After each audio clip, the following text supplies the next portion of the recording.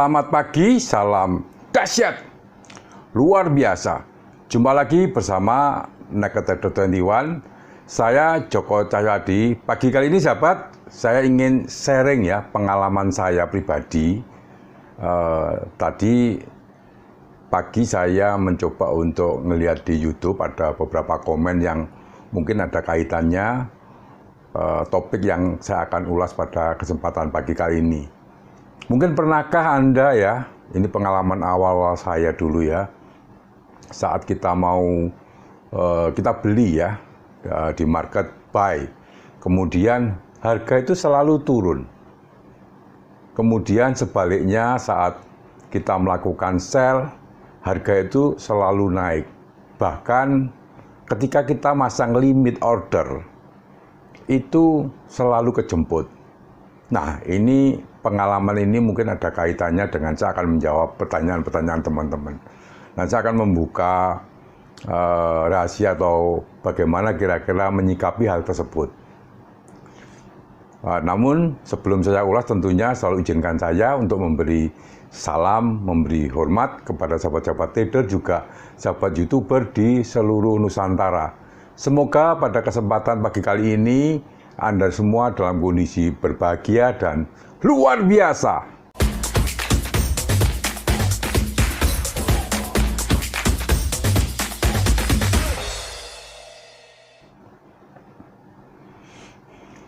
Baiklah sahabat trader, saya akan mencoba untuk sharing pagi kali ini. Saya mencoba membaca ya komen di YouTube waktu saya memposting bank-bank besar yang menjadi market maker. Nah, ini ada salah satu teman kita ya, yang ini juga pernah saya alami pada saat awal-awal saya memulai bisnis perdagangan valuta asing dengan akun namanya Sylvester kalau nggak salah ya. Nah, itu dia ngerasa seperti apa yang saya ceritakan di awal tadi. Saat beli, harga turun, kemudian saat kita sell, harga naik, atau bahkan ketika kita pasang limit order, itu selalu kejemput untuk stop loss-nya ya. Nah, kemudian berpikir bahwa market ini apakah punya mata, artinya itu apakah kita ini bank-bank besar atau LP besar atau pialang itu mempunyai mata untuk mempermainkan kita sebagai trader-trader kecil. Nah, pandangan seperti itu sahabat trader, memang saya sendiri awal-awal tahun 90-an hingga sampai saat ini sudah 33 tahun saya trading ya. Saya mengalami hal serupa dan merasakan seperti apa yang sahabat trader ini rasakan. Nanti kalau Anda yang punya pengalaman-pengalaman silahkan komen ya. Nah, apakah Anda juga mengalami hal seperti tersebut. Nah, perlu diingat sahabat trader, memang dalam jangka waktu kurang lebih hampir 2 tahun ya, awal-awal trading, saya mengalami hal seperti yang sahabat trader rasakan. Kadang-kadang sudah ada rasa putus asa. Namun, saat itu saya mencoba untuk berpikir yang positif. Apakah benar seperti itu? Nah, mungkin saya pernah cerita juga bahwa akhirnya saya membeli buku-buku ya seorang trader-trader sukses. Banyak saya ambil dari Amerika, dari London dan sebagainya untuk bahan acuan referensi saya. Yang sudah banyak juga saya ulas pada konten-konten kisah sukses trader di video-video yang lain. Nah, ternyata anggapan kita ini salah. Saya menyadari hal tersebut karena saya membaca setelah beberapa kali ini, beberapa awal-awal ini saya jatuh dan merasakan bahwa ini sepertinya permainan, intinya itu banker-banker besar. Nah, ternyata pemikiran saya salah.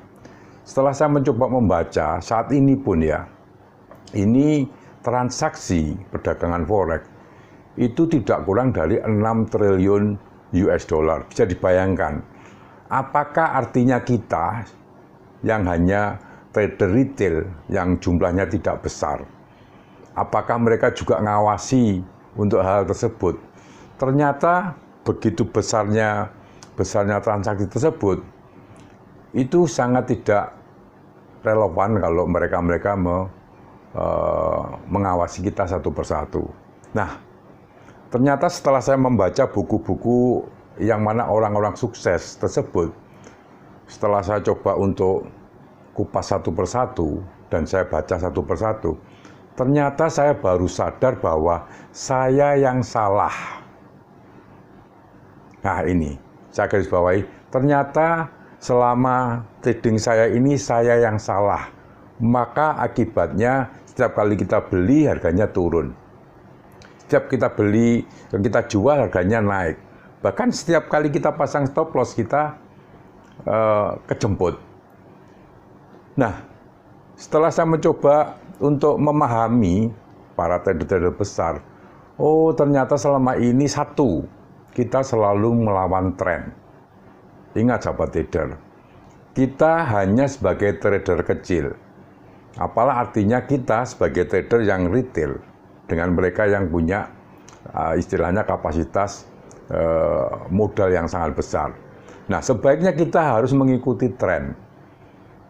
Nah, dari hal satu ini, saya mencoba berpikir ulang juga, oh iya selama ini memang benar. Anda perhatikan, saat tren, contoh misalkan logo seperti video saat ini saya buat ya, harga naik di 18, katakanlah sekarang itu 40-an. Nah, padahal bulan yang lalu atau sebelumnya harga logo masih 1,6 atau 1,7. Nah, kalau melihat bahwa sekarang ini logo sudah di 1,8, ya 30-an, 40-an, maka kita biasanya melakukan hal sell. Ini yang sebenarnya kita namanya melawan tren. Makanya setiap kita sell, kita harganya dibawa naik, karena trennya lagi pas naik. Pada awal-awalnya sama juga, waktu saya juga kumpul sama sesama trader juga, zaman dulu, itu saya coba. Saat orang-orang itu harganya misalkan turun ya, itu hampir semua orang itu melakukan beli. Karena saya sudah sedikit membaca dari kisah-kisah tersebut, maka saya akan coba untuk ikuti market ini, sell. Nah, dari sekian banyak orang, mereka floating. Nah, saya sendiri ngerasa bahwa saya merasa untung karena posisi saya benar. Nah, semenjak itulah saya mulai berpikir berubah. Ya, jadi kalau tadi ada yang kalau buy harganya selalu turun, kalau sell selalu naik, dan kemudian saat pasang limit selalu kena limit stopnya. Karena kita ngelawan tren. Nah, setelah saya menemukan beberapa cara dan kemudian saya menetapkan risk and reward rasionya, ternyata saya bisa bertahan sampai sekarang ini. Ya tentunya ada pertanyaan begini, Pak, apakah juga mereka pakai meta dan sebagainya? Tentunya bukan hanya meta, tentunya banyak instrumen-instrumen yang terintegrasi di sana dari market maker ini untuk mengetahui jumlah volume transaksi secara global seperti itu. Nah, dari pengalaman tersebut sahabat trader, jadi banyak sahabat trader ngerasa trading forex ini tidak akan bisa menang. Sebenarnya pemikiran seperti itulah yang akhirnya membuat kita tidak bisa menang atau tidak bisa profit. Jujur, pengalaman yang jelek dulu, kurang lebih ya 1,5 tahun atau 2 tahun lah begitu di awal-awal saya trading, itu benar-benar menjengkelkan. Bukan hanya Anda aja yang pernah margin call, saya juga pernah margin call, dan itu juga sering. Makanya saya nggak mau lagi margin call. Nah, ada pertanyaan, Pak, apakah Pak Joko sekarang ini kalau trading selalu profit? Itu tidak benar. Karena apa? Pengalaman saya, yang namanya profit loss itu adalah bagian dari bisnis ini. Jadi kita harus mengelola tentang resikonya. Ternyata kuncinya adalah mengelola resikonya.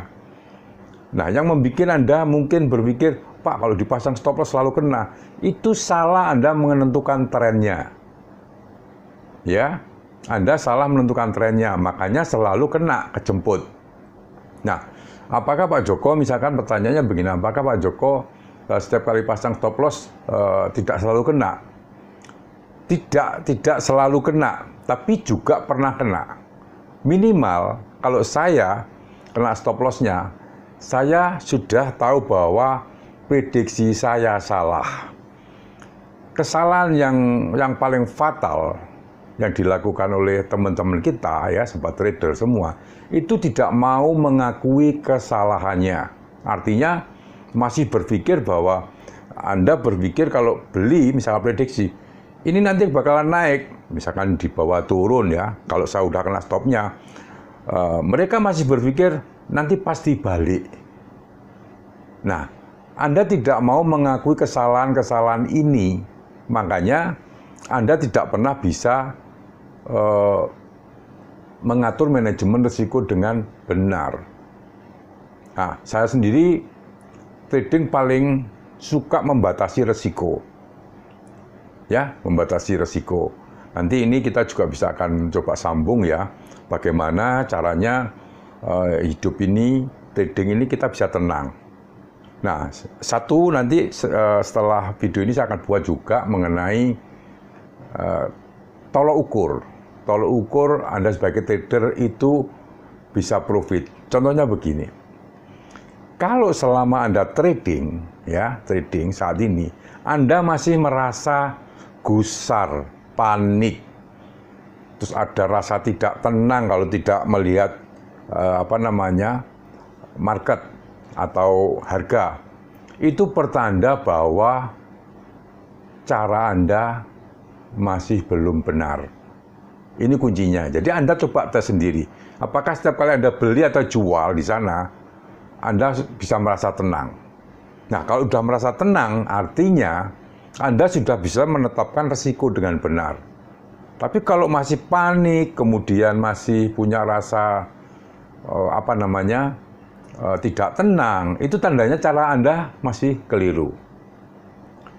Saya sendiri masih juga kadang sering terbawa emosi. Itu wajar karena kita manusia, ya. Cuman karena saya sudah punya pengalaman, artinya pengalaman yang ke belakang bahwa kalau saya salah harus begini. Jadi saya cepat sadar kalau saya salah, bedanya seperti itu. Nah, kalau teman-teman ini itu tidak sadar bahwa sudah salah prediksi, tidak mau melakukan cut loss misalkan seperti itu. Nah, memang ini butuh waktu untuk Anda bisa mempunyai mental seperti itu. Tetapi kalau tidak Anda mencoba dari sekarang, kapan Anda mulai berubah? Nah itu, jangan kita selalu menyalahkan, contoh begini, wah ini brokernya yang salah, ini LP-nya yang salah, kita ini dikibuli, kita ini dimanipulasi, misalkan seperti itu. Kita harus sadar, kita ini seperti sebutir pasir di lautan lepas. Anda bisa bayangkan 6 triliun US dollar. Bahkan kita udah nggak tahu lagi gimana nolnya, kan begitu. Nah, sementara kita punya modal berapa? 100 dolar, 1000 dolar. Nah, sebenarnya kita hanya harusnya mengikuti tren-tren yang mereka ini lakukan. Katakanlah kalau harganya naik, ya kita akan berfokus bahwa harga ini tren lagi naik. Baiklah, nanti ikuti seri sharing pengalaman saya ya. Nanti bagaimana caranya Anda mempunyai mental kuat di market dan mempunyai psikologis yang baik. Mungkin setelah video ini nanti saya akan juga mencoba untuk membikinkan biar Anda benar-benar paham.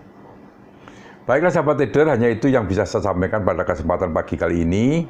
Mudah-mudahan bisa dipahami ya, agar Anda bisa menjadi lebih baik. Nah, untuk sahabat trader yang belum subscribe, tentunya silahkan subscribe. Jangan lupa tekan lonceng bila mana Anda menyukai topik-topik seputar dunia bisnis, investasi, dan perdagangan valuta asing. Terima kasih, selamat pagi, salam dahsyat, luar biasa.